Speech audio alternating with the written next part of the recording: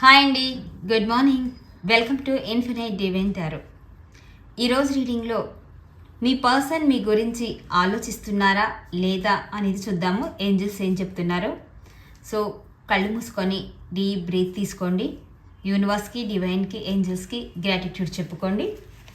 So మీ person మీ గురించి ఆలోచిస్తున్నారా లేదా, ఏంజల్స్ ఏం చెప్తున్నారు చూద్దాము.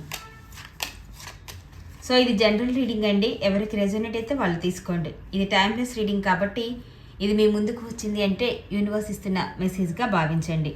సో ఇక్కడ 2 కార్డ్స్ అండి. Card 1, card 2. మీరు పిక్ చేసుకునే దాని ప్రకారం ఏంజల్స్ ఏం ఆన్సర్ ఇస్తున్నారో చూద్దాము. ఫస్ట్ కార్డ్ పిక్ చేసుకున్న వారికి నో. సో నో కాంటాక్ట్ సిచ్యువేషన్లో ఉన్న మీ పర్సన్ ప్రస్తుతం మీ గురించి ఆలోచించట్లేదంట. తను మీ ఆలోచనలకి దూరంగా ఉంటున్నారు, మిమ్మల్ని మర్చిపోయే ప్రయత్నం చేస్తున్నారు అని ఏంజల్స్ అయితే చెప్తున్నారు.